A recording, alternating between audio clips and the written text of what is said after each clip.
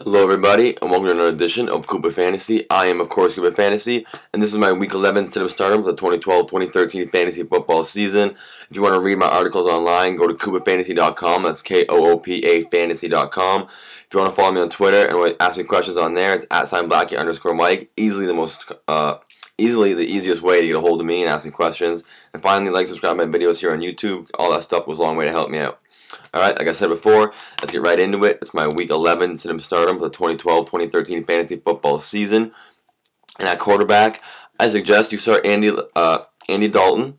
He's taking on KC. And for some reason, I decided to stick with Eli Manning last week over Andy Dalton in a certain league I have, which is a terrible decision. Andy Dalton had a great game, scoring 3 TDs, I believe. Maybe 4. And then Eli Manning has been a bust the last 3-4 weeks.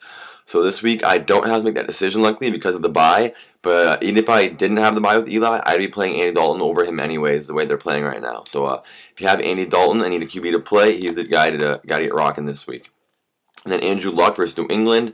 Very good matchup right there. Andrew Luck hasn't been that great on the road, however, but I think against the Patriots, very giving defense. He's going to throw 30-plus times, probably for 300-plus yards, hopefully get 2, maybe 3 TDs. So I'm thinking that Andrew Luck has a good chance of having an even better day than Andy Dalton. And then C.J. Spiller, easily the running back start of the week versus Miami. C.J. Spiller has a chance of being a top 10, maybe a top 5 running back. Miami does have a pretty stout run defense, but it hasn't been as good as it was in early weeks of the season. And with C.J. Spiller getting all the touches for the team, like 25-plus touches, hopefully, he's going to have a monster game against my Miami boys. And then Steven Jackson finally had his first 100-yard and touchdown game at the same time last week. He did do it on 29 carries, but it was also against the 49ers, one of the best rush defenses in the league. So I can't really guarantee that Jackson will get 25-plus carries this week against the Jets, but I think as long as he gets 15, 20 carries, he's got a great chance for another 100-yard game against a very bad run defense. And then Marcel Reese versus New Orleans. Actually, and by the way, Adrian Peterson and Marshawn Lynch are both on buys. I know that because I have a league where I have them both.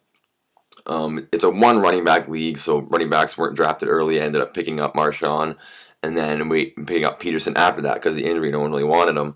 And it's paid dividends for me. I've been playing Adrian Peterson most weeks. He's been a monster. But this week I'm playing Steven Jackson because those guys aren't available for me. And then Marcel Reese. He was featured on the start list for a second week in a row after getting 20 touches and just over 100 yards last week against the Ravens. This week he has an even better matchup against the Saints. He should be getting lots of touches on the ground and in the air once again. I'm looking for another 100-plus yard day, no matter how he does it, and hopefully getting a touchdown this time. And then Jimmy Macklin versus Washington. And Nick Foles is getting the nod over Michael Vick this weekend due to injury. And many believe Michael Vick deserved to be sat probably at this point anyways. So Foles is largely untested as an NFL starter. He did look pretty good at preseason at times. I'm thinking it's going to probably hurt Deshaun Jackson's value. I don't know how many times they're going to be able to hook up going deep. Maybe a few slot throws to the quick Deshaun Jackson. But I think that Macklin's going to be the guy who really dividends from having a young quarterback in there. Macklin's a great, savvy route runner. Knows how to get open. He's taller than Deshaun Jackson. I think that if Nick Foles wants to make some plays happen early, he's going to look for Jeremy Macklin before he looks for Deshaun Jackson. And then Lance Moore versus Oakland. Oakland was annihilated last week by the Ravens, letting Torrey Smith score 2 TDs. Dennis Pitta scored a TD.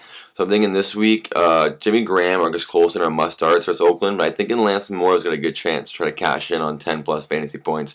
Maybe catch his 3rd touchdown catch of the season, because it's been a while for him. And then Denario Alexander, probably the player pickup of the week. If you were smart enough to do it the week before, he paid dividends for you last week. 135 yards and a touchdown, an 80-yard touchdown catch, pretty much got things started. Then he's poured on 45 more yards from there. So the matchup this weekend isn't the greatest against Denver. But Malcolm Floyd and Antonio Gates should attract most of the defense's attention. Denario Alexander has exploded lately, but I don't know if defenses are going to be planning for him the way they do. They're playing for guys like Gates and Floyd. And it looks like Denario Alexander just might be that Vincent Jackson-esque receiver that Phillip Rivers was missing, and it's kind of needed this season. And then at tight end, Jermaine Gresham. A.J. Green is, of course, a must-start with Andy Dalton on the list. But his number 2 target is technically Jermaine Gresham, and I think he's going to have a great chance for a good game in the TE role. And then the sit-up start of the list, Joe Flacco versus Pittsburgh. Flacco's coming off his best game of the season, but against division rival Pittsburgh and that defense, I'm not looking for anywhere near the same kind of stats for Joe Flacco in Week 11. I know I'd be putting him back on my bench pretty quick. Josh Freeman versus Carolina. I don't really know that Josh Freeman's going to have to do a whole lot here. Doug Martin should see tons of work and be able to do a lot with it. I'm gonna assume Freeman maybe throws 25, 30 times, 200 yards, maybe 1 or 2 touchdowns. I'm thinking Freeman's been good for 16 plus fantasy points recently. I wouldn't be surprised if he's capped out at 15 this week against Carolina. Michael Turner rushed for a pathetic 15 yards and 13 carries last week against the Saints. I started him in a certain league. I couldn't believe how poorly he performed. He's back on my bench now. I've picked up, I believe, Steven Jackson in another league where I had Michael Turner. Don't want him anymore. It's just he's on the bench. That's all I can say. He has a tough matchup against Arizona. If you can only rush for 13 or 15 yards with carries against the Saints, what's he going to do against Arizona? And then Wilson McGahee versus San Diego. McGahee struggled in the last 2 weeks, failing to reach 70 yards in both games, and he lost a fumble last week. This week he gets the Chargers, a team he only rushed for 56 yards against on 17 carries when they met a couple of weeks ago. I believe it was exactly a month ago. So I'm expecting similar stats from McGahee in this time around, with about 50 to 60 yards and no touchdown. And then Rashad Jennings versus Houston. That's kind of a no-brainer. Texans are yet to allow a running back to score a touchdown. They only let Matt Ford take over 39 yards on 16 carries last week. Do not like Rashad Jennings' chances of getting a touchdown against Houston. And then Michael Crabtree versus Chicago. Crabtree's been very good with fantasy owners the last 2 weeks, scoring 3 touchdowns over that time. But he's going to have a very hard time making it 4 and 3 weeks when the Chicago Bears come. Crabtree is going to see a good number of targets, but I think he might have some key first downs. But I don't like the odds of him getting a touchdown.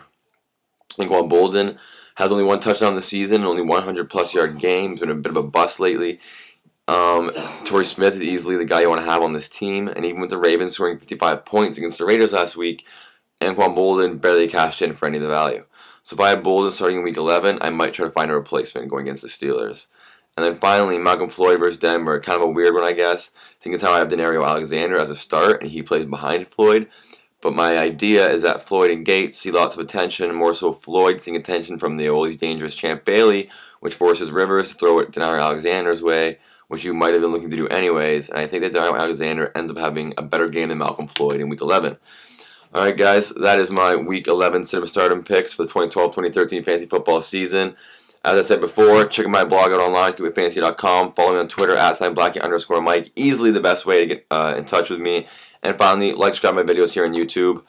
Hope this stuff helps you out, guys. Peace.